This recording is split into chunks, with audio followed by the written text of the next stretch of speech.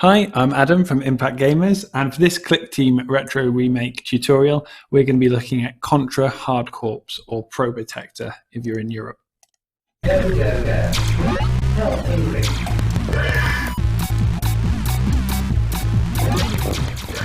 This was one of my favourite games when I was younger. It was the first run and gun I really experienced, where you could change weapons. There was just so much happening on screen, and it just all got crazy, and it was just a huge success when you got to the end of the level.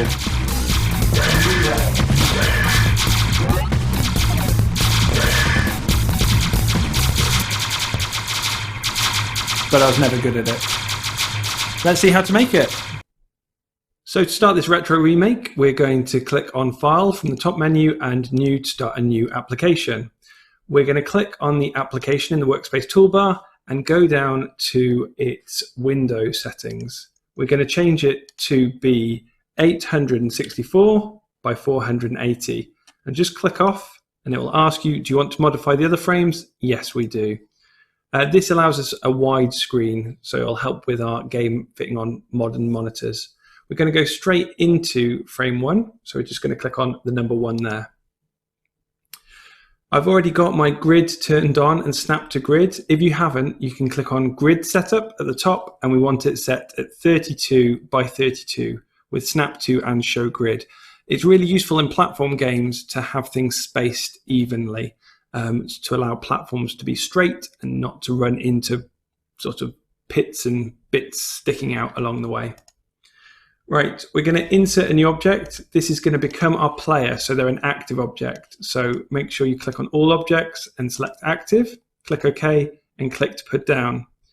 We'll name it immediately, so click on the About properties, and we'll just call this player. It's the wrong size. We want our player to be taller, so we're going to click on Size and Position and change its height to 64. For platform movement, we're going to be choosing physics platform movement. So in its properties, we're going to click down and choose physics platform movement, not the top one, not platform movement here, but lower down in the physics section, platform movement just there. It tells us, please insert a physics engine object into the frame. That's so that the physics maths works. So let's do that. Let's insert a new object. And if you go down, it's just there. Physics, and we'll pop it to the left-hand side of the screen, and that way it's not going to interfere with our game. Let's go back to our player and back to the movement properties, and we're just going to set these. Now you can experiment with these later on, so I'm just going to tell you what we've used in our game, but you can leave these as default and change them as we go along. So the speed, I'm going to set to 150. Acceleration, I'm going to leave it 20. Deceleration, I'm going to set it much higher, 150. I'm going to change the climbing speed to much lower, 10. Allow crouch, but the speed when crouched to be 0. The jump strength, this is an important one for you to get right for your game. We've decided on 80 with 2 jumps, so you can double jump, and the next strength being 40. We don't want to be able to jump when crouched in our game. You can make your own choice. And we also want to set our gravity to be 500% of gravity. That way the character falls much better. So if we go and run our application, you'll see our player falls. And if we restart it, click File and New, they'll just fall. They haven't got anything to land on. So this isn't really a bug. It's just something we've forgotten to do. So our player falls off the level. We're going to insert a new object. And this is going to be the floor, and it's a backdrop object. And in platform games, you use backdrop objects to be different things. And we're going to rename it in the About properties. We'll call it floor. And we're going to change the look. So you can right click and click edit, or you can double click, or you can press enter when it's selected. And we're just going to load from the assets. We're going to load the floor. Great. Now I've got it directly beneath the player, so it hits them, and I also need to change its runtime options. Now in here, it's got no obstacle type, and I want to change this to be an obstacle. It's the floor, you can't jump through it from above, and you can't fall through it from above, you can't jump through it from below. and so it's an obstacle. Now, when I run the game, you'll notice it doesn't work. I fall directly through it, and that's because we need to add an event in the event editor for all of the platform physics to work. And so if we go into the event editor, the icon at the top, and click on the words new condition, and we're going to click on our player, collision with backdrop. So not a specific object, but anything in the background. And all we need to do is right click for a tick underneath the player and say movement stop. That means that ladders will work, platforms will work, obstacles will work. Now if we run our frame or our application, either of those, it means that the player lands. Now you'll notice that the player's fallen through and has stopped halfway. This is a really important thing about platform games, is that the location of the hotspots here, it's the eye, it needs to be where the feet are of the object for it to work properly.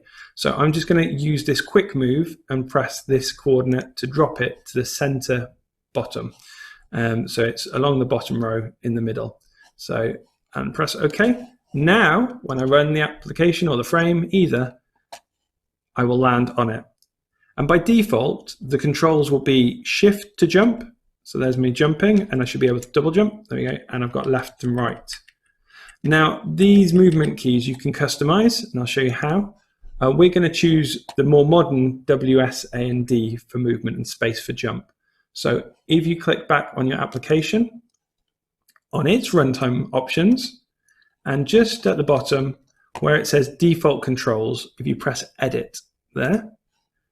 Now for player one, you can choose for it to be joystick, and it will default to keyboard if there's no joystick, but we're going to leave it for keyboard because we want this to be a keyboard and mouse game. And we're going to click here and just change up to W, down to S, left A, right D, and button 1 to spacebar. And you can test those out in your own time. We've added a floor. Let's add a platform. Now platforms are slightly different. Insert a new object, you add them in the same way, backdrop, drop it down, and we're going to name it. We'll call it platform to make it easier. Double click to edit it, and we're going to import, click on that open folder, go to platform, press OK, press OK. Now it won't behave like a platform until we've set its runtime options, so make sure you do that, and we're going to choose platform. I'm going to hold down Control and drag it, and that will make a duplicate of it, another instance of the same object. So they're exactly the same. And just to demonstrate how platforms work, if I run my application now, I'll land on this platform, but I will be able to jump. I use spacebar. Let's try that again. It's just a bit too high. I'm going to lower it and try again. I run my application. This is where changing jump strength and movement allows me to jump from one to the other. And you can jump through platforms that way. It's quite difficult to test the game when you've got such a thin area. So we're going to create some more platforms, some more floors along, and we're going to use the paint mode up here. So if we click on the pencil to get the paint mode up, I'm going to choose the floor. And if I click and hold down, I can just pull out where I want the floor to go, and I'll cover the floor. I'm happy to have a little lumps in it, that's fine. Little things to jump over. And I want platforms now, so I'll just click on that and fill in some platforms. If you make a mistake with the paint tool, what you'll have to do is wait till you've done all your painting, and then you can either right click to finish it or click on the paint mode here, and then select your objects that you don't want, the instances of them, and press delete on the keyboard. Or you can right click and choose delete on the list there. This makes it far easier to test your movement, your jumping, your acceleration, and all those things. We're going to add in some other physics into the game, some obstacles that can be pushed around. So we're going to insert a new object, and it's going to be active.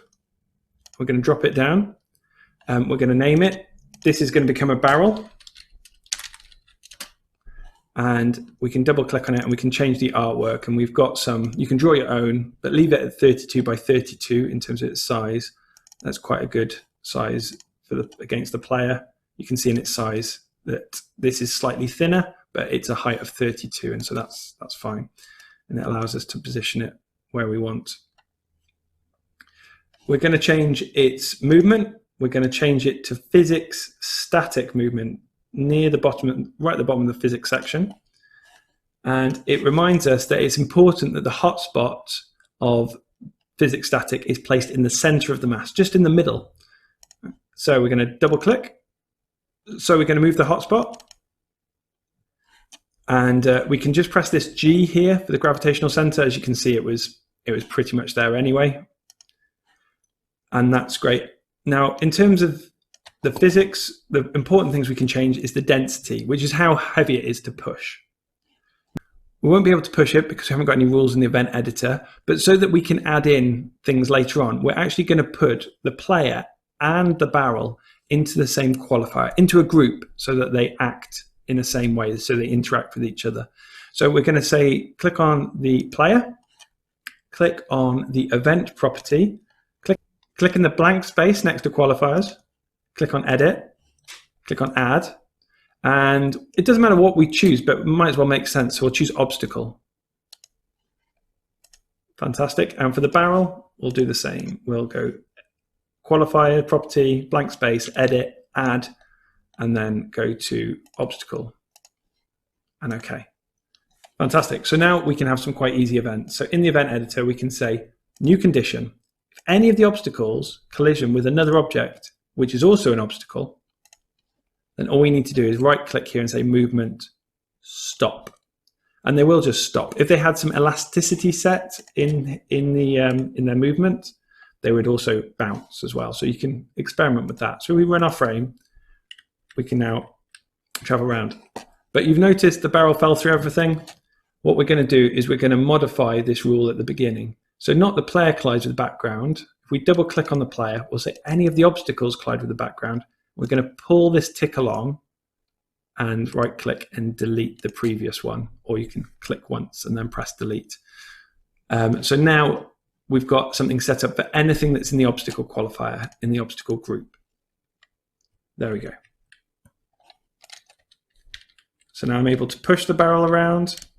I'm able to jump from platform to platform and try it out. And the great thing is that you can add in multiple. If we go back to the frame editor, you can add in multiple barrels. If we use paint mode, you can just add as many in as you like. Well, you've got a limit of about 1,000. And you can start pushing them around and have lots of fun throwing barrels around the level. Make sure you close your test application. Make sure you save your work. So file, save. And I'm going to call mine Robovenger. We're now going to add an enemy into the game. So we're going to insert a new object from the top bar, active, press OK, drop it down. Let's rename it. I'm going to call it enemy1. And I'm just going to right click and edit, or you could double click to get the image editor. And I'm going to import enemy1. Okay. Now the right direction is filled in because it was selected when we imported. But what I'm going to do is I'm going to right click on this filled in square and choose copy, right click on the left direction and click paste, then right click on the square again and choose flip horizontally.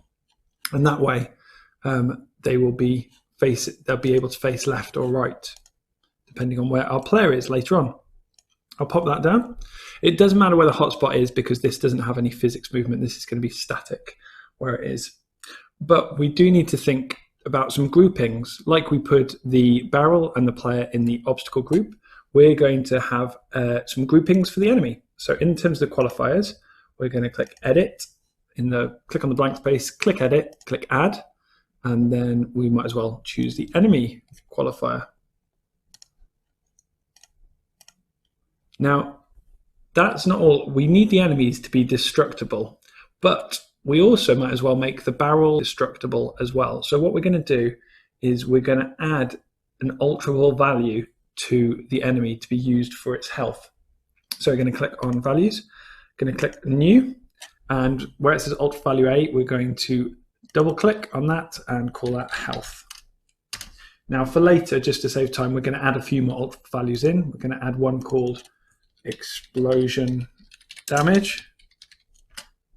Going to add another one. Now this is specific to the enemies. a shoot chance, and then finally a shoot calculation. We'll come back to those in a moment. But what I'll do is I'll just start off setting the health maybe to 10, and then the damage they cause when they explode to 20. Set that to 25.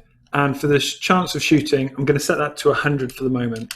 Now, this health, we want to apply to everything that can be destroyed. So we're going to put everything that can be destroyed with its own group. So we're going to click on Events and click in the blank space qualifier, click Edit, click Add, and we'll put them in the breakable group. And so the other thing that we want in there is the barrels. So we're going to click in the blank space, select a barrel, qualifiers in the property window, blank space, edit, and then put it in the breakable group. And so that it has the same settings, the same values, we're going to make a new value in the same order. So A becomes health, and let's set that to be a bit lower, so maybe a health of 5, and another new value to explosion damage. Maybe a bit higher, maybe we'll set this one to 60. Now in Clickteam Fusion, you need to add in all the objects before you add in the events. So we're going to insert a new object, and this is going to be the bullet for the enemy. So they're all going to share the same bullet. So we're going to create something that's active, pop it outside for the moment. We'll rename it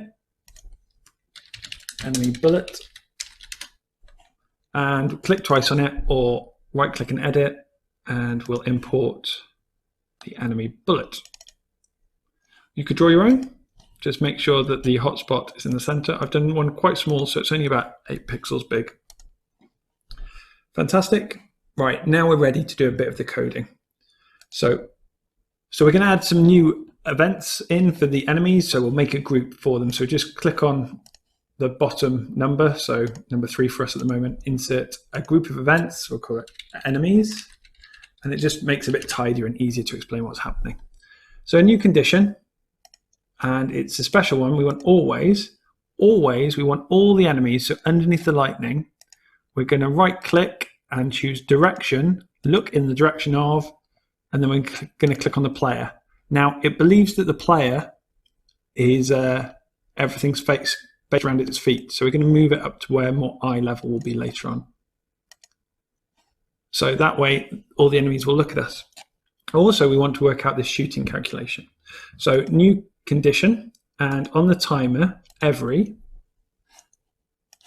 and we'll just change it from seconds to hundredths of seconds, so 000, but 1/100th of a second. We're going to get every enemy to do a calculation. So we're going to right click and alt fill values. We're going to set, and make sure you choose the shoot calculation, shoot calc.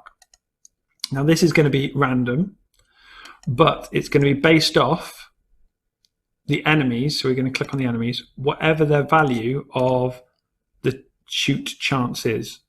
So to put this into an example, if they had a chance of shooting that was 1, it would pick the number 0 because it starts off at 0. If they had number 2, it'd pick either 0 or 1. If they had a chance of 3, they'd pick 0, 1, or 2. So that's the way that works. Then we're going to go for a new condition that if they ever think of a value in their shoot calculation that's 1, then that means that they can shoot at us. So underneath the lightning for the group of enemies, we're going to say launch an object, and it'll be the bullet that we added in, the enemy bullet, and we can use their direction because we've said always for them to look at us. And speed 100 might be fine. We can change it later if it's too fast. So we run our frame. Hopefully our enemy, there we go, there's a shot fired at us. Many shots fired. Fantastic. So changing that number, if that number was 0 or 1, then it would never shoot at us. If it's value 2, their chance of shooting, it would shoot nearly all the time. And if it's much higher, like 100 we've got, then roughly every second they'll shoot at us. So you can change that to be however you like. So we don't want the bullets to just be able to travel through anything. So we'll say a new condition, that if the bullet collides with the backdrop, then the bullet is destroyed. Right click on the bullet and destroyed. And then similarly, if the bullet collides with another object, any of the obstacles that we add into the game, the barrels and stuff, then right click and destroy underneath the bullet as well. And so that way it means that they don't have an advantage over us, that when they shoot, you'll see it stops when it hits something. We should be protected. It's going to shoot. There we go. Protected by the platforms there. Now that we've got a group for our enemies, we're going to add in a different type of enemy, a flying enemy. Now, this enemy is going to be based off the current one. So the easiest thing to do is to make a clone. So we're going to right click on this enemy and clone them. We're going to edit this. So you right click and edit, or you can press enter, or you can double click. And we're going to click on the imports and we're going to load enemy 2. Press OK. Now, we've already got an animation facing the other direction, so we'll need to replace that. So copy, right click and copy on the black facing to the right, and on the left, right click and paste. And then you can right click again and flip horizontally. There we go. Now, it's got all the exact same settings as the other one, but we could give it more health, maybe 15, make it maybe when it explodes a bit more damage. Chance of shooting, maybe less likely, so maybe 160 that it will shoot at us. But we also want to make it move. This enemy here, enemy 1 is static. This one, let's make it a little harder. So we can click on movement, and we're going to choose something called path movement. So under the movement properties, change static to path movement. We have to press edit, start that off, and we're just going to break a new line, and we're just going to click directly down. Now, if we left click, it will end the path. If we right click, we could add multiple ones before left clicking to end. So you could do something more adventurous and right click and right click and right click and left click, or you can add new ones afterwards. And if you ever want to remove one, you just press delete on the keyboard, but you have to select, drag and select a whole section and press delete. Okay, so let's select all this. We want it to move quite slowly. I'm going to say speed about 8, and I'm going to say it loops, and it reverses at the end, so go up and down. So if we test that and click Run Application, you can see that it bobs up and down and is able to shoot at us. So in the event editor, let's add in what happens when a bullet collides with another object. So click on New Condition, bullet collides with, this time with the player. And underneath the joystick, the player 1 controls, we're going to right click and choose number of lives. Subtract from number of lives 1. Press OK. Don't forget to save your work. So the lives won't actually be shown yet, and they won't affect the player, but we'll set those up for later when we'll add a heads-up display showing the score and the lives here, and also some rules about when the lives equal 0, and maybe a power-up to add extra lives. But we're going to concentrate on the player shooting. So we're going to insert a new active object. This is going to become the target. So I'm just going to click to drop it down, right-click and edit. And I'm going to just draw a box. And I'm going to make it bright color to stand out from the rest of the game. So bright pink. And then maybe make a crosshair in it as well.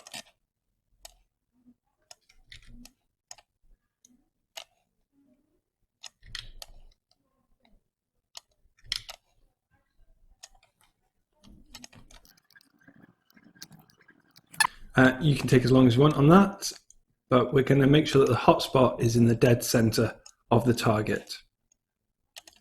Going to rename that in the About properties.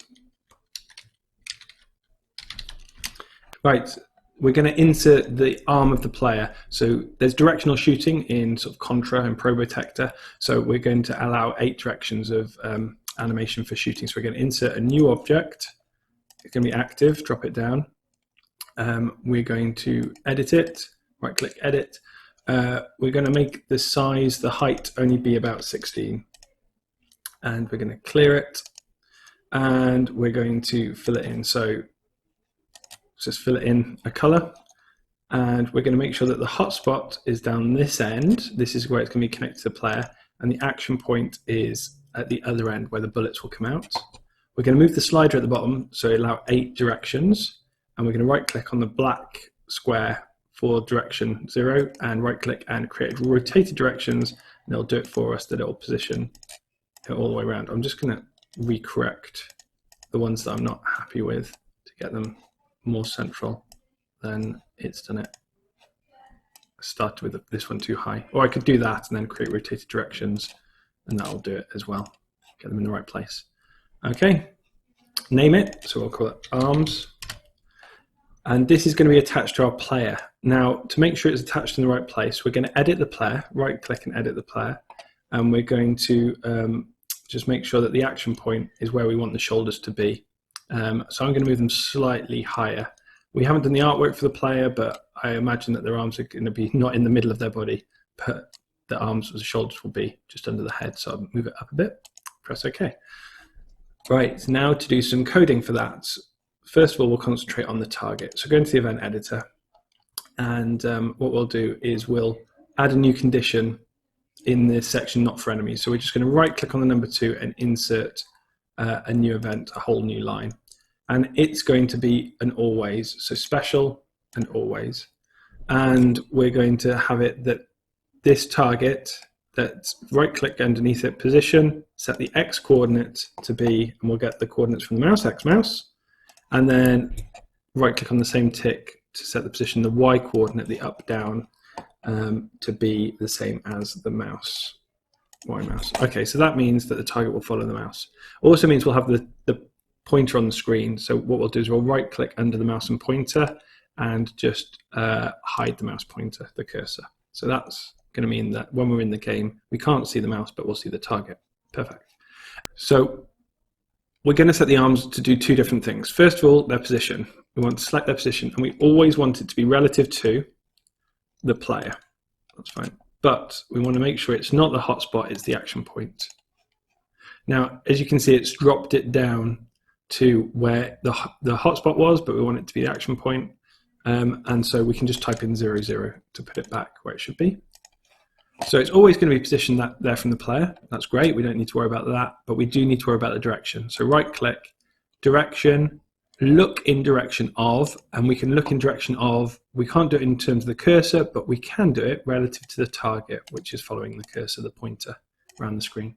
Okay, so now we run the frame, we can see that our hands will point in the direction they'll go, and it will stay connected to us. So if we use WS and D, we can move about and we can aim independently. Great. So we're going to go back into the frame editor because we need to do some adding of some new items to be the bullets that we fire from our arm. So if we insert a new object, this is going to be a bullet, active. We'll pop it outside the game to start off with. Right click and edit it, and you can draw your own bullet. I recommend them drawing them quite small, but I'm just going to import bullet 1 from ours, and there it is. It is very teeny and tiny. You can just about make it out there. And what I'm going to do is rename this, and I'm going to call this rapid fire. Now, it's quite important that you choose a nice name for your bullet because that's going to be used in an advanced way that we can select weapons. So I'm calling it rapid fire, and I'm also going to set some alt-4 values from the get-go, from straight away. And this is a far more complex way of doing it than the enemy's bullets, but it allows us lots of customization. So the first value I'm going to call damage. So I'm going to change A to damage. I'm going to change B to the start speed. I'm going to change C to reload time.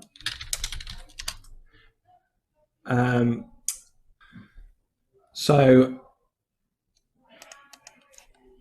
reload time, and then the final one is going to be called lifespan. The damage is going to be how much it hurts the enemies or destructible objects. The start speed, the speed it starts off at. Reload time, the amount of time before another one comes, because in Contra and Probotector, everything's sort of on automatic fire. And lifespan is how far it travels away from the player. So for rapid fire, I'm going to set it that the damage is quite high, 10. The start speed, I'm going to set quite high. I'm going to set that to be maybe 200, maybe 150. I'll test it and see if that's okay. Reload time being very short because it's rapid fire. And the lifespan, I think, is, we could set that quite high as well, to something like 100. So now we need to test out those settings and apply that. But now I'm not doing this in the exact right order, because I would set up the code for this before doing the alterable values, but this is just to save a bit of time in the tutorial because I already know what I'm going to be doing. Well, now we've set those alterable values, we'll put it in a group. So in the event properties for your bullet, we will click in the blank space for qualifier, then click edit, and we will add in, and there's one already called bullets, so let's use that to make things easier, and press OK. We also need to choose its movement type. We don't want it to be static. Now, we could just launch an object like the enemies did, but we want this to be all physics controlled. So we're going to choose physics static. And the hotspot's in the center, so we can press OK to that.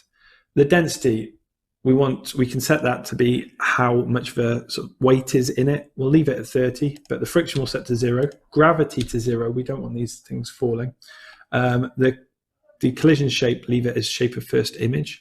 But we want to make sure that we extend collisions to make sure that it's got more precision, and bullet, so it's to allow accurate collision detection.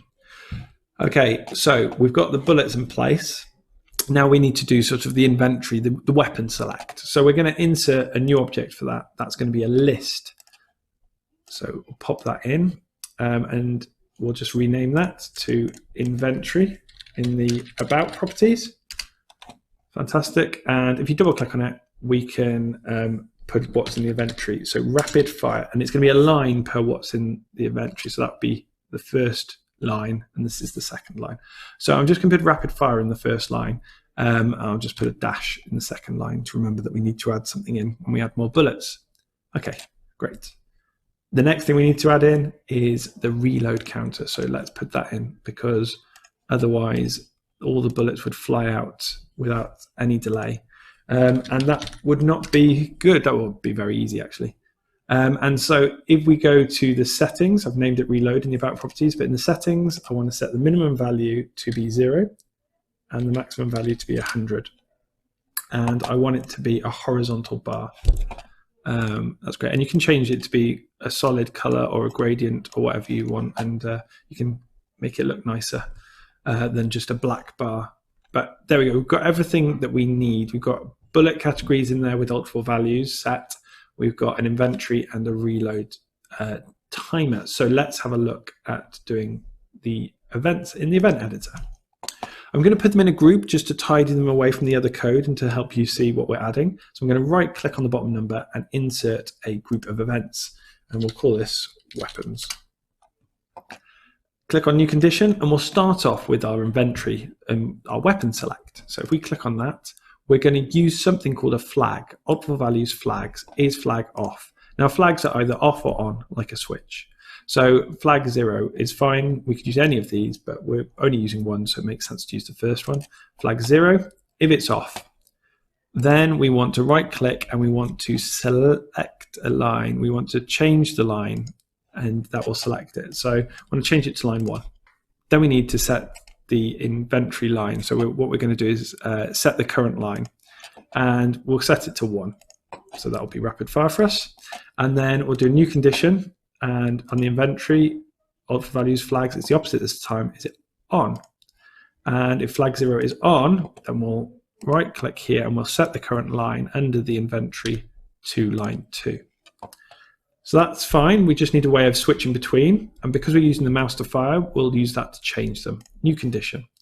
The mouse pointer and keyboard, but the mouse specifically if user clicks, and it'll be a right click. So if you're using a trackpad on a laptop, you might have to do a 2-finger tap, or you might have to push down on the right-hand side to get a right click for this. You'll have to experiment to work out what a right click is on your trackpad, but on a mouse, it's just the right-hand side button. So if you click with a right click, that's going to change between 1 and 2. So that's called toggling. So under flags, it's just toggle and toggle 0. So it will move between line 1 and line 2, between being off and on as you toggle the switch off and on. Great. So now we need to make it that we shoot. and we were going to do that with the mouse. New condition, click on the mouse, click on repeat while mouse key is pressed, because a really important thing with the Contra and Probotector games is that you constantly fire when you hold down. Everything's in automatic. So repeat while the left mouse key is pressed. Now that would do it all the time, everything. Everything would be extremely rapid fire, but we'll add in the reload to add the delay. So we'll add a check that the reload has got to 0. So let's insert, right click and insert on that writing. And we want to check that the reload counter, compare the counter to a value that it's got to 0. Fantastic. We're nearly there. So under create new object, the shiny box, right click on that line and create object by name. And that's where we're going to use the inventory. We're going to go down to the inventory on the expression editor here, and we're going to get the current line. And where's it going to be created? Well, it's going to be relative to that arm that we added in. And options, we want it to come out the action point. So reset them to 0 if they change, the X and the Y. Okay, it's created. So a bullet will appear there.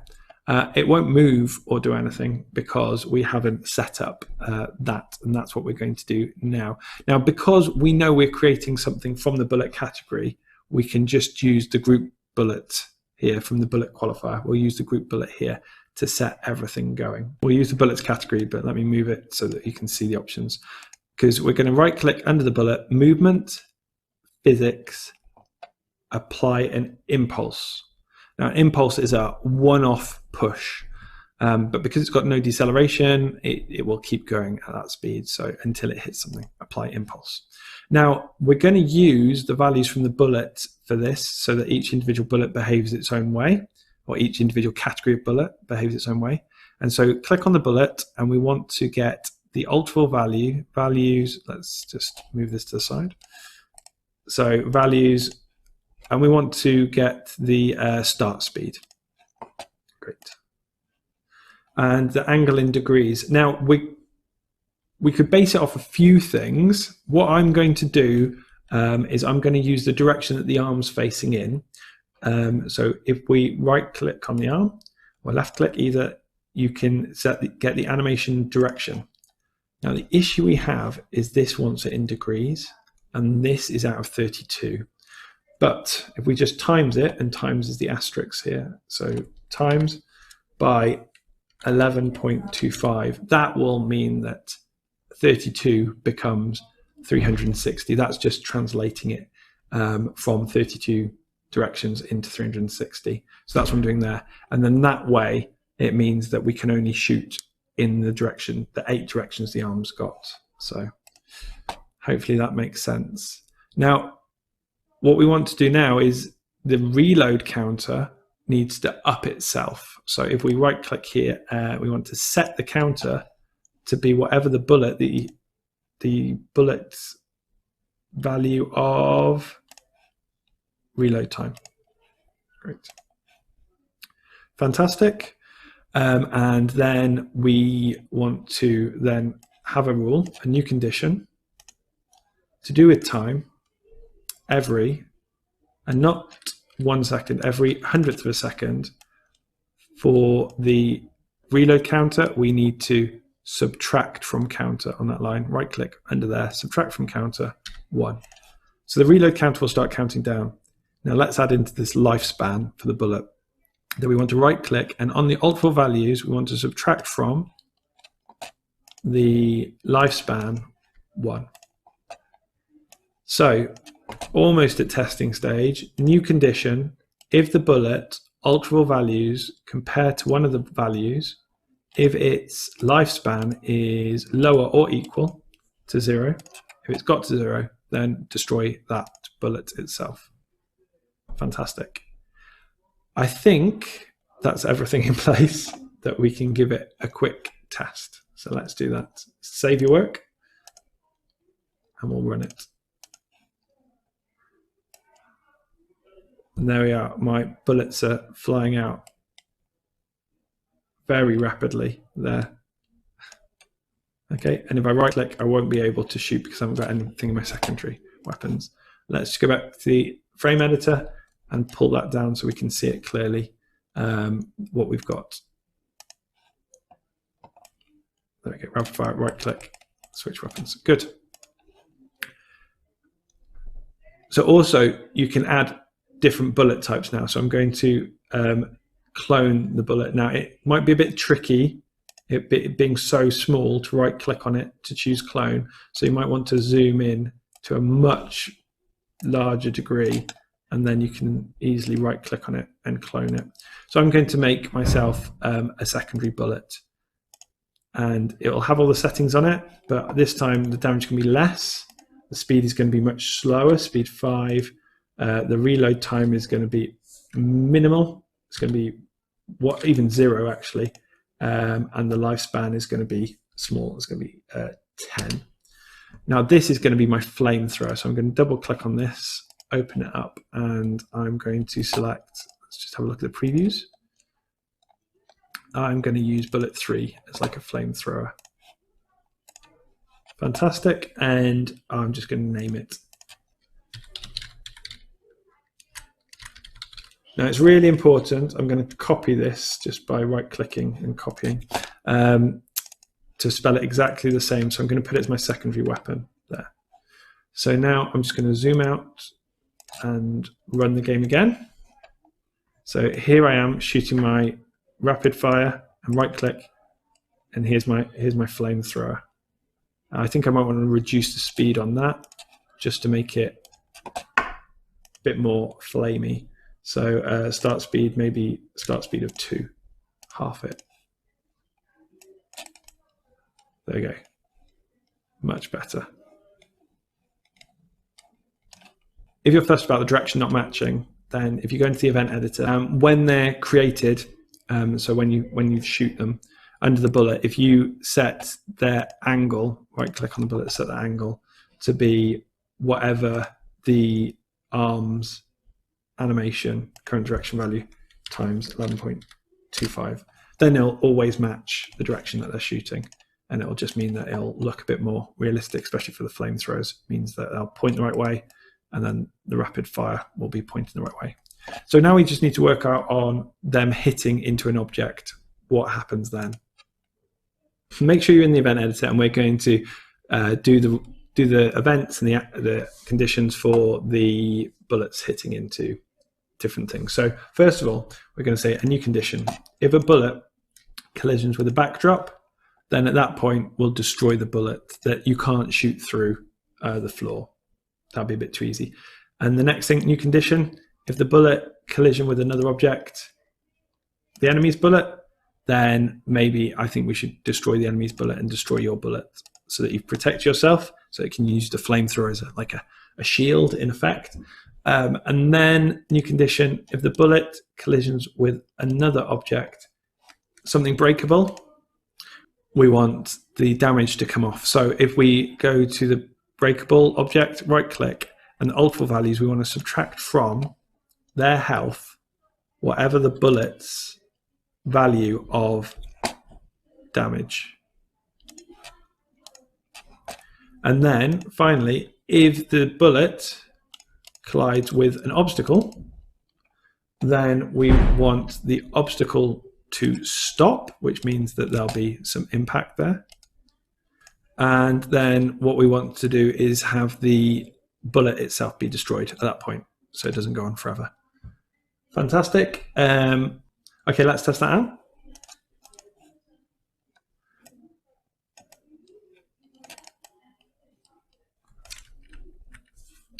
As you can see, that I'm able to knock things about, but I'm not actually able to destroy them. And also the rapid fire bullet is going so fast that the calculations of collisions aren't working very well. So I'm going to take the rapid fire ultimate values down even lower, so the start speed is more 40.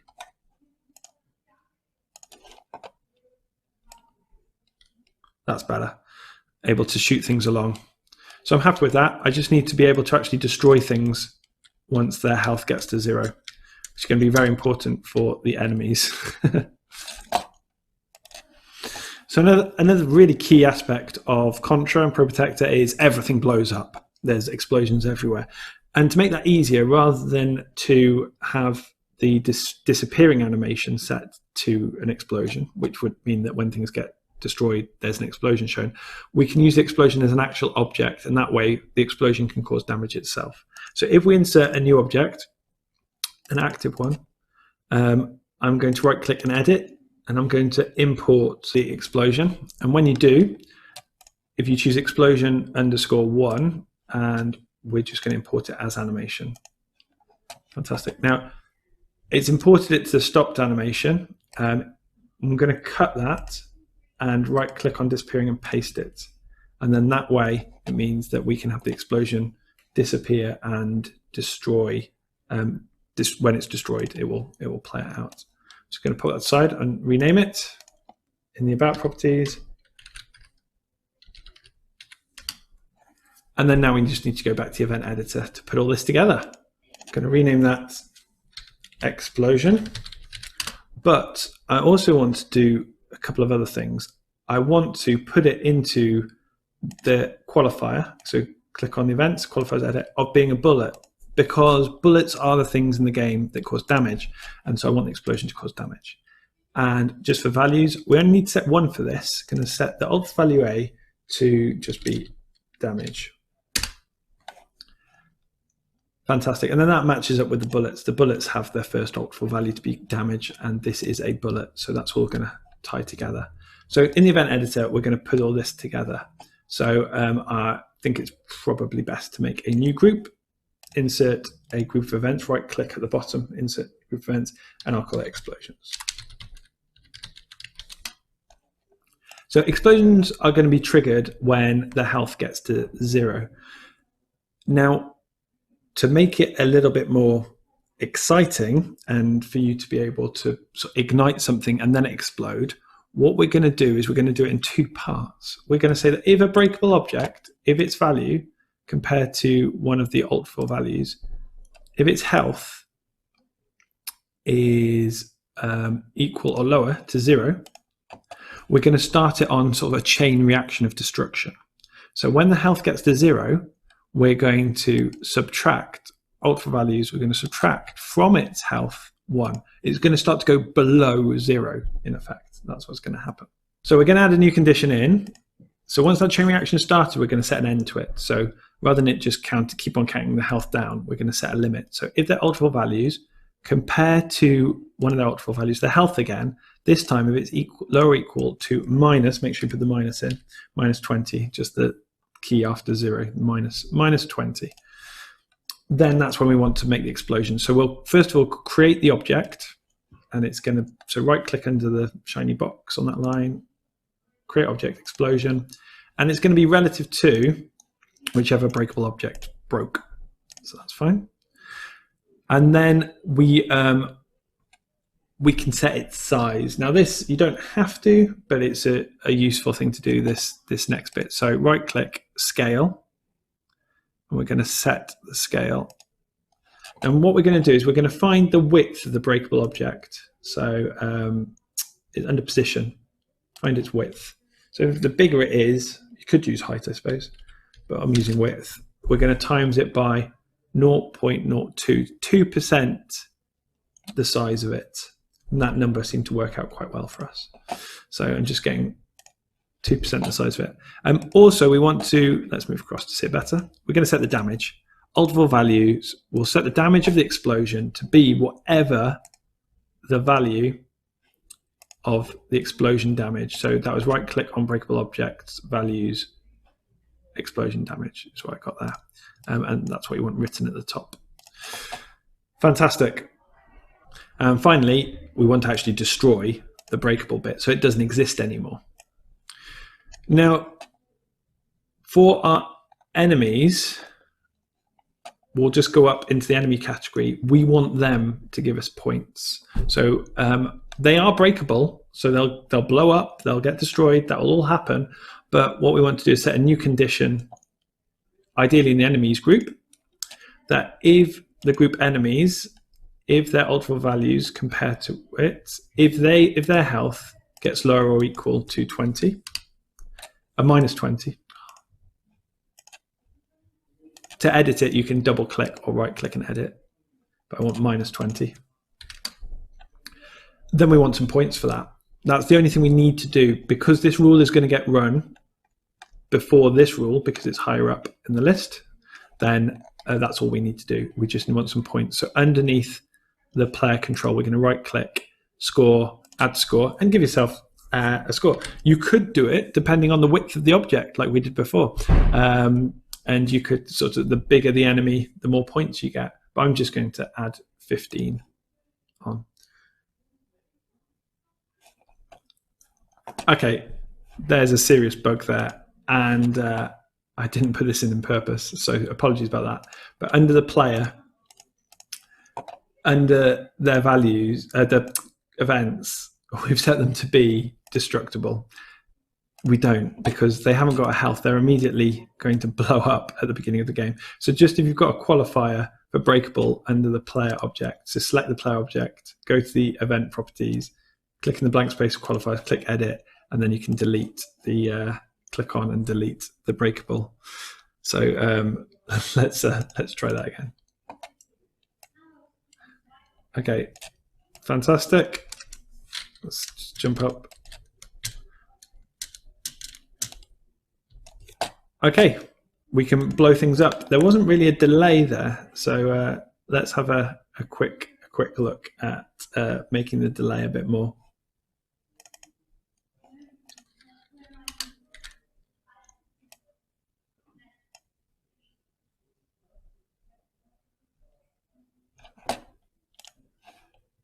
$200's way too high, so let's set ourselves at something like 50.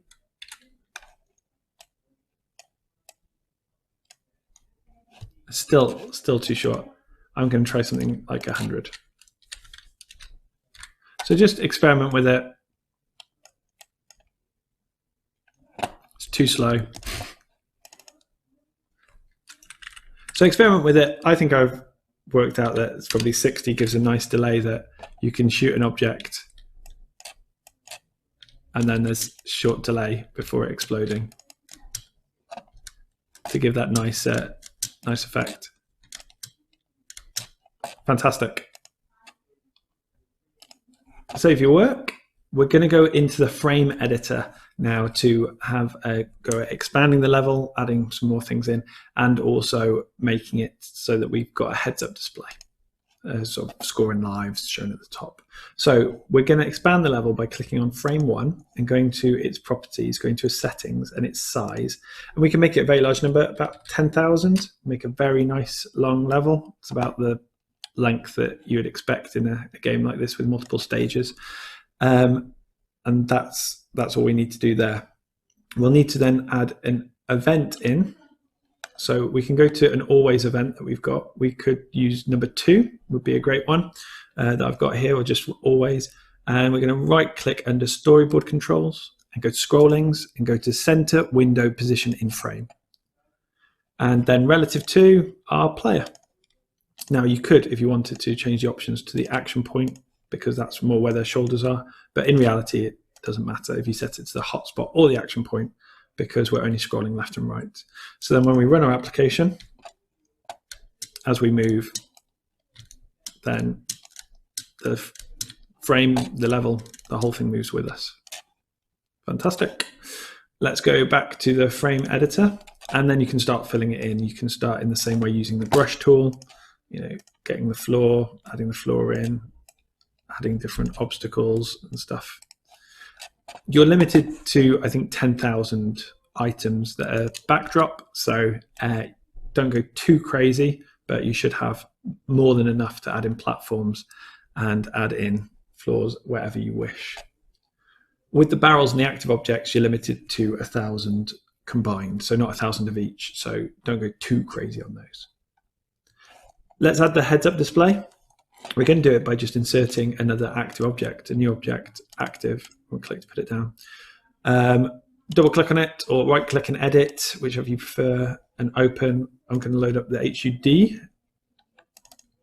And I've just got drawn out here a nice banner to go across the top.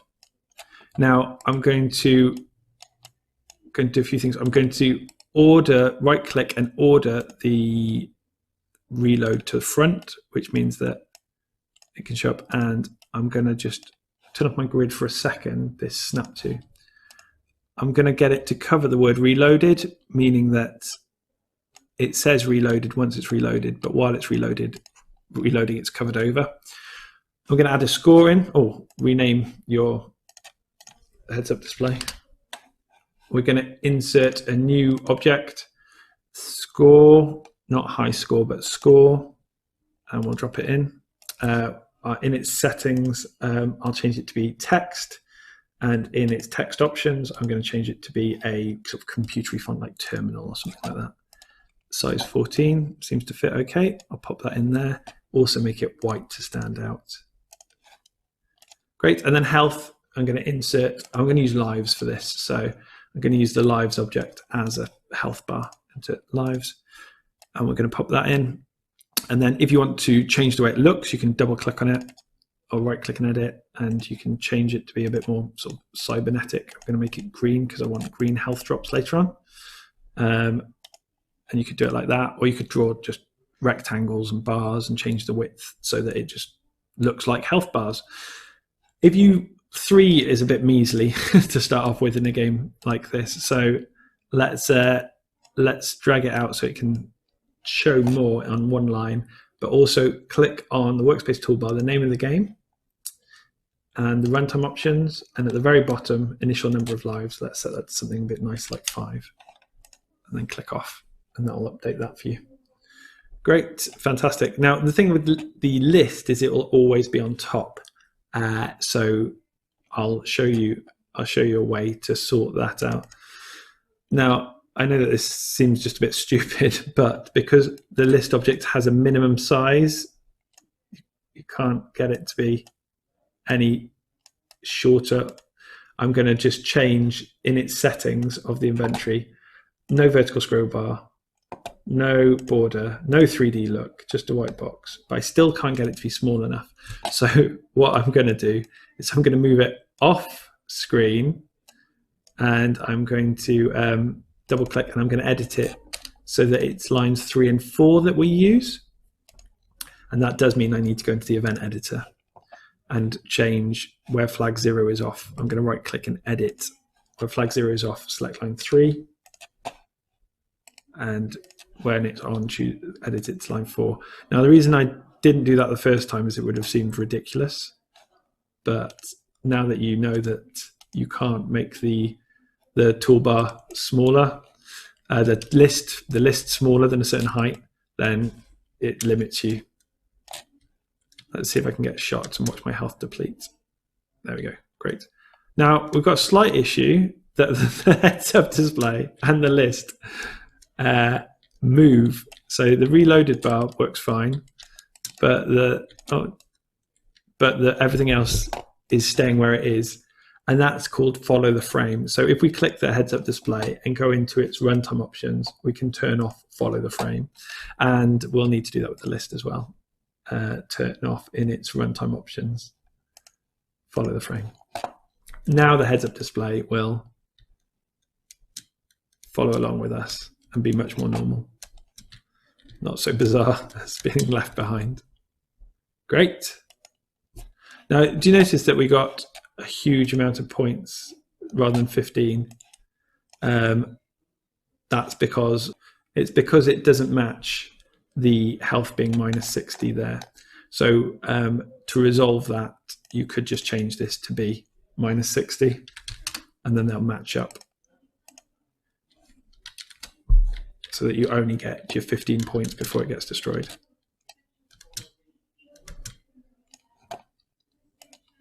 I quite like it growing a bit, so I'm just going to set it to minus 50 and then watch the score grow as they are about to explode. We've done all of the complicated bits really, so let's add some basic things in. We're going to add in health drops. So we're going to insert in the frame editor. Make sure you're in the frame editor. We're going to insert a new object, and it's going to be active because we can pick it up and it gets destroyed. And I'll turn my grid back on to help me. And we're going to right click and edit. I'm going to import my health drop. and just normal health drop there. Fantastic. And then I'll say, as it's disappearing, I'll just open up the open animation. So click on the disappearing and go to import so that it's got that there. And just so it doesn't happen too quickly, I'll set the speed to something like 15 so that it doesn't just flick open really quickly. Let's rename it in the about properties. Let's call it health. And this is going to be a nice, easy event. In the events, let's add it in as a new category. So let's right click on 29, insert a new group of events, and let's call it drops. So new condition, if our player collision with another object, the health, then we will just add to our health, player control, no, number of lives even. Well, we'll add to our lives. Let's right click on the player 1 joystick, then add to lives 1, and then destroy the box.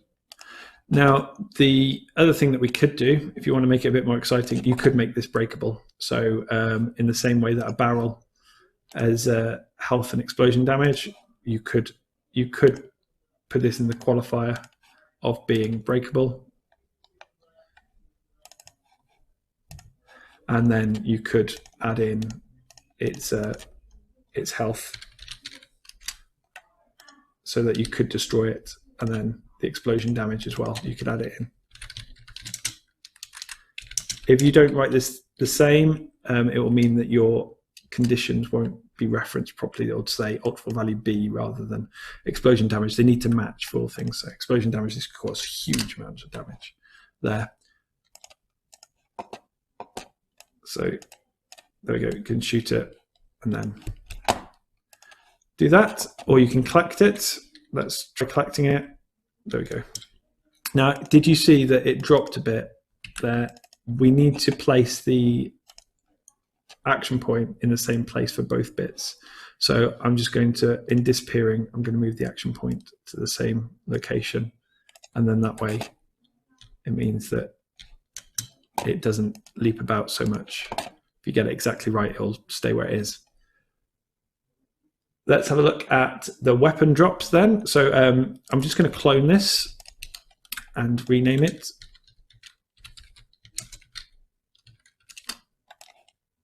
And we're going to right click and edit it. And we'll open up the weapon drop. Choose the normal one and then the disappearing one as well. So have it swing open. Now, there's a sort of random chance, I'm going to move the action point ready for when I touch it. There's kind of a random chance that when you get a weapon drop in these games that it could be anything. So we need to create a list of what is possible out of the weapon choices. And so we're going to add a new list. This list is not visible to the player. It's going to be off screen. So we're going to add a new list, and I'm going to rename that in the about. I'm going to call it all weapons. And so I'm just going to have to write out all the names of the weapons that we've got available to the player. And what I can do is that I can add them multiple times, but like a multiple choice. The more option there is of one thing, the more likely it is to be chosen because it's random. So there'd be a 4 out of 5 chance of choosing a flamethrower and 1 out of 5 for choosing rapid fire. The way that I'm doing it here. So if you've got some weapons that are really good, you could put them on the list once, and some weapons that are average, you could just put them on sort of 6 or 7 times to make them much more likely they get the average weapon rather than the good weapon. So I'm just going to put those 2 down and a random chance of them getting them, and then I will do the code for that. So new condition, a player collision with another object, this time with the weapon drop. Now we just need to change our inventory. So first of all, for the all weapons, I will get it to set the current line, and I will use a random range between 1 and, so we select all of this section, including those 2 triangles, we'll find out how many lines of code there are in all weapons. So if you click on that, we will get the number of lines. And so you end up with that weird thing. Pick a random range between 1 and the list number of lines for all weapons. So it's going to be 1 or 2 for us. Then for the inventory, we're going to change a line. So it wants to know which line we want to change. Well, we'll click on the inventory. We want to just get the current line number, whatever you're currently selecting. And then what text do we want it to be? So we'll just get the all weapons. We'll get what its current line is. So we'll just get the current line. And we'll make sure that we destroy the weapons drop. Okay, fantastic. Theoretically, that should work. So we've got rapid fire and flamethrower selected. I'm going to pick up this. Maybe we've got rapid fire again.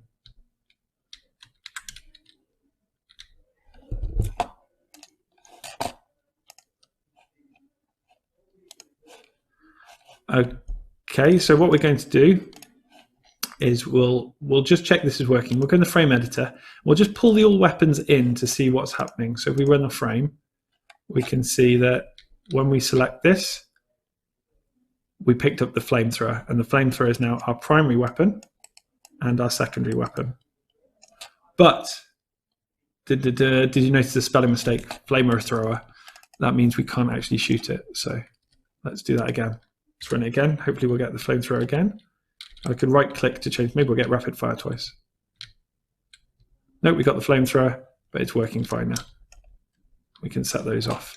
Try and damage that robot and kill it. Fantastic. Well, now we can move it off screen and not worry about it. That's working.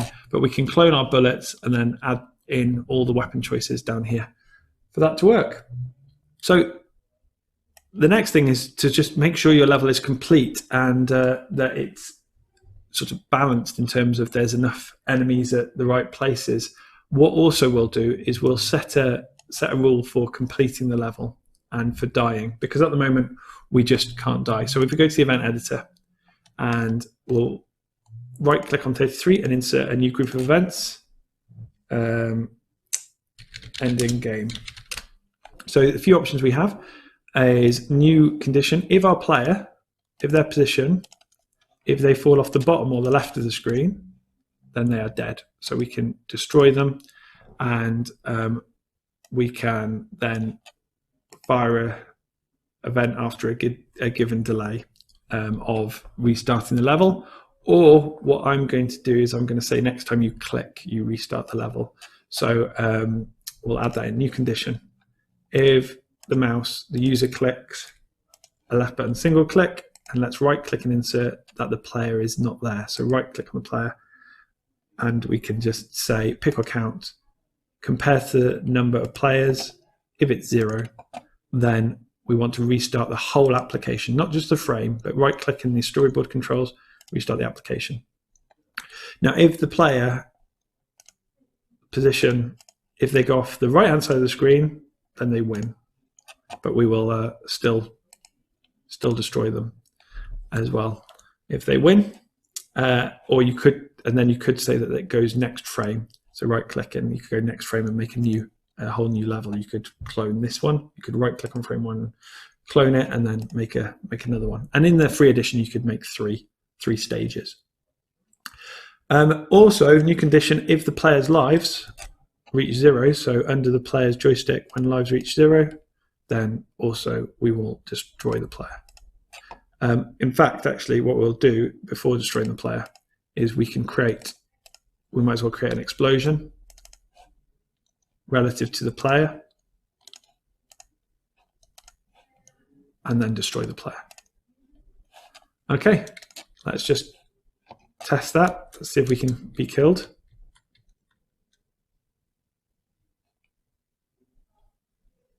One life, and then there we go. And then if we click, it restarts, but it quits out because I was only running the frame. If I ran the application, it would restart. Okay, well then we can get into all of the fancy optional stuff. And also, if you want to, for the player, there's a whole load of animations that you can add in. So there's when the player is stopped, when the player is jumping, and and all different things. So you can start to add in your own images for the player, but make sure that the hotspot is at the bottom and the action point is where the shoulders would be. And you can right click and copy, right click and paste, and then flip horizontally. And you can do that for all of them. And then for the walking, you can import it as an animation.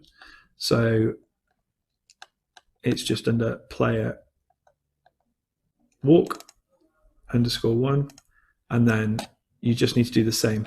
But if you want to position them all at the same time, I would suggest you hold down the Alt button on the keyboard and then press, well, for the hotspot, we want it there, and for the action point there. And if you hold down Alt while doing it, it just means that it will apply it to all of them at the same time. Great. This guy needs his hotspot to be a bit more central.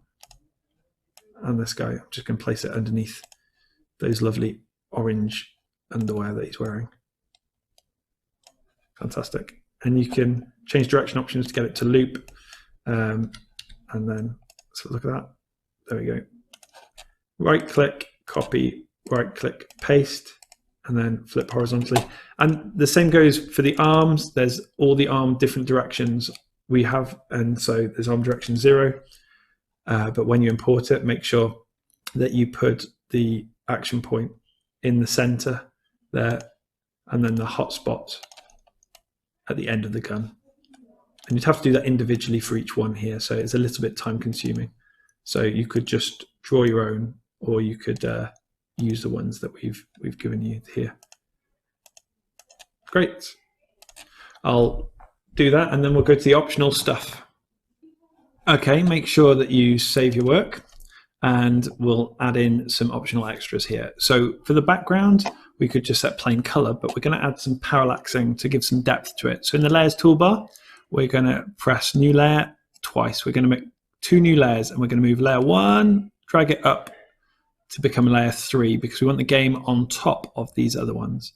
So just behind the player, we're going to insert a new object. This is going to be a backdrop object, a quick backdrop object even, and we'll drop it down, and we'll change it from a solid color in its properties to a motif, and edit that motif. Click on edit there, import, and this is background walls. Okay, right, now we can't see anything because that's just a transparent area, but if we click on size and position, we can set it to 0, 0, X and Y, and the width is going to be 10,000, the full length, and the height 480. And there it is.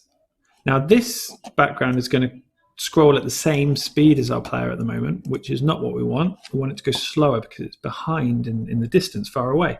So if we click on number 2 of our layers, we will change the X coefficient, how quickly it scrolls. We'll make it 0.7, 0.7, not 7, that'll be 7 times faster, but 0.7, 70%. Layers toolbar, go to layer 1. Let's do the same exactly again. Insert a new object, quick backdrop, change it to be a motif, click on edit underneath, click on open, and we've got a cityscape.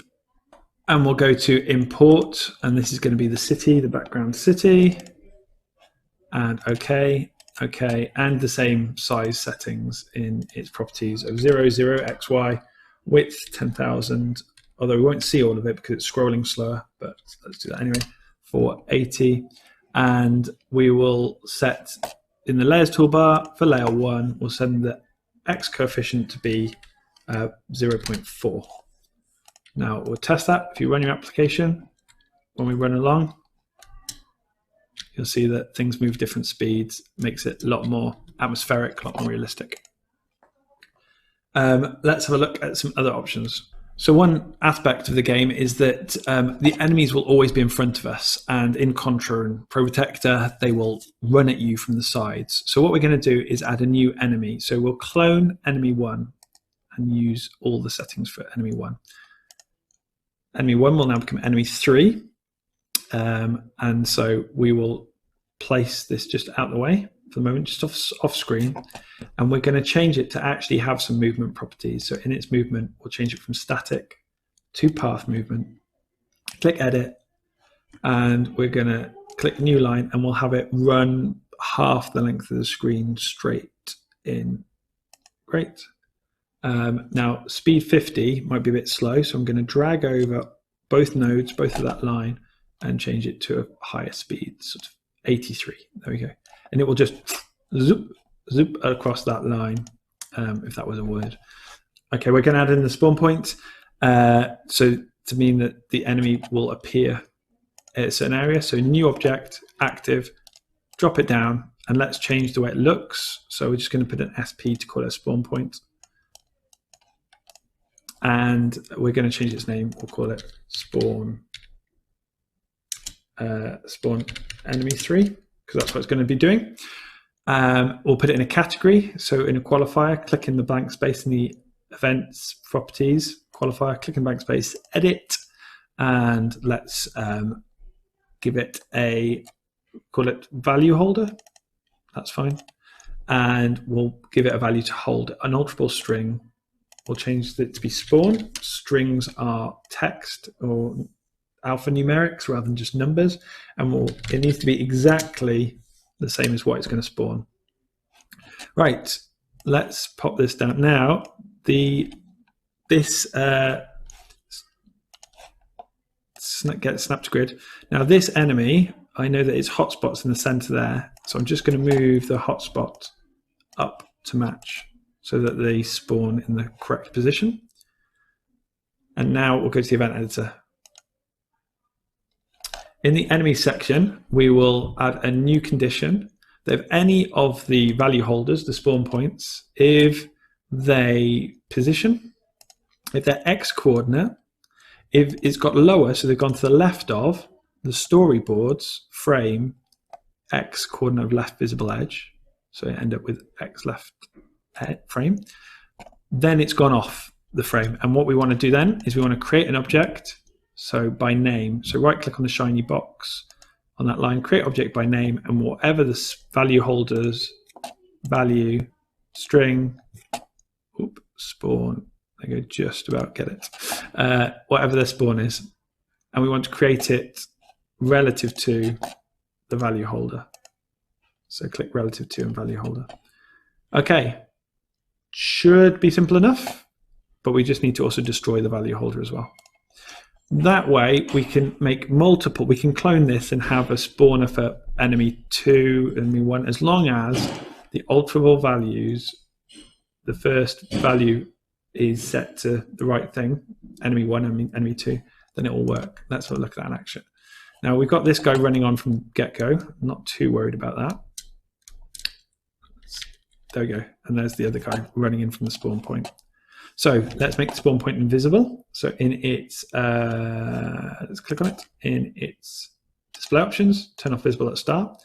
And because this enemy is running on and causing problems, I'm actually just going to probably place this enemy far away from the edge of the screen, just out the way over there, so they can't really cause us any bother. Run past the spawn point, and there's a new enemy appeared. Fantastic. One really nice feature of Probotector and Contra is the grabbing onto ledges. So we're going to sort of emulate it by using ladders, but using it that the ladders mean that the player is gripping onto a platform. So we're going to insert a new object, and it's going to be backdrop, and going to right click and edit it. And we've got one called hang area, and press OK. Now it's got some blank space at the top, and it's meant to, so don't crop the image. Press OK. And in its runtime options, we're going to change it to be a ladder. And in its display settings, we're just going to make it a little bit see-through, set it to about 120. Now, this ladder is to be placed underneath the platforms. Now, if I just hold down Control and do it across, it looks a bit like a shadow, and that's how we've designed it to get through there. And we're going to say that if the player's feet are on this ladder, then they play their climbing animation, which for our player, if you've used our pictures, is them inverted. So we need three conditions to sort this out. So go to the event editor, and we'll put in the 3 events now. So we'll insert a group of events for climbing, and new condition. If the players, so we're going to put a new condition on. We're going to have a look at storyboard controls. We're going to check a collision mask is a ladder. So is the player on a ladder? So we need the X and Y coordinate of the player. So we'll get their position X coordinate for the X coordinate to test, and then click on the player position Y coordinate for the Y coordinate to test. So if they are a ladder, now we don't want to do this all the time. So we're going to right click and insert a special event, limit conditions, only one action while event loops. Okay, 2 things we need to do with this.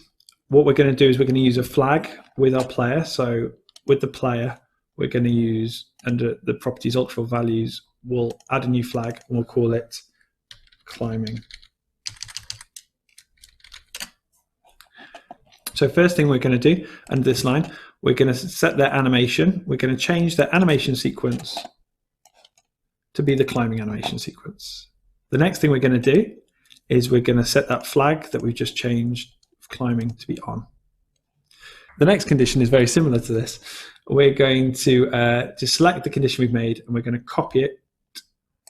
So you can right click and copy, or you can press Control and C, and then you can right click and paste. Now the only difference is that when we're not on a ladder, so let's right click on is a ladder and negate it. So it puts an X there, is not a ladder.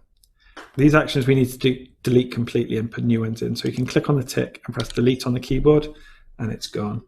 So right click, instead of the animation sequence being climbing, we just want to restore the animation sequence. So put it back to how it should be. And the other condition we want to do is on the flags, we want to set off climbing. The final of all the events is just to be able to drop from the hang position. So we'll put a new condition in for if the player wants to drop off. So if player 1's joystick, read joystick state, if they push the down arrow, or S in our case, and we want to check that the player is actually climbing, so that we'll use the flag. So insert, if the player's ultimate value flag is on, climbing, then what we'll do is we will set their position, set their Y coordinate to be whatever, so click on the player's position Y coordinate, and we'll add 64, sort of the height of the player, so that they drop down. Let's give that a quick test. So if we jump into that area, we can be inverted and then climb up. Okay.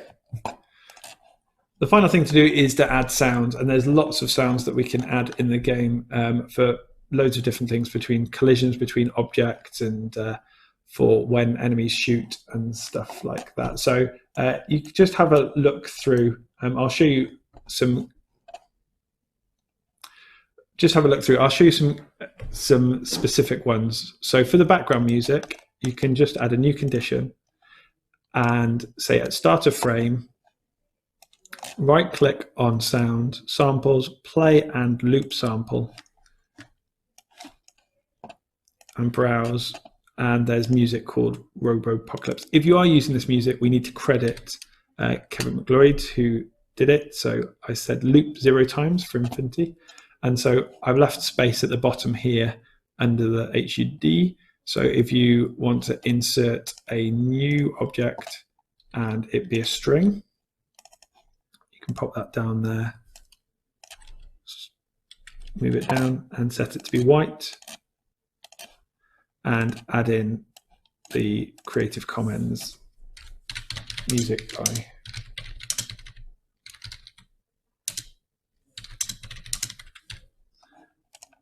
okay, there we go. So for the music, you could, when the bullets collide with an obstacle, we've got the sample of a sort of thud that happens.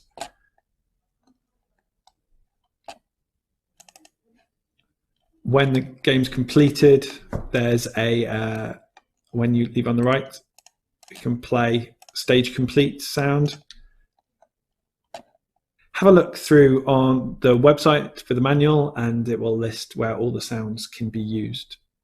I hope you've enjoyed it. I hope you have fun making your own levels and playing our version of Robovenger.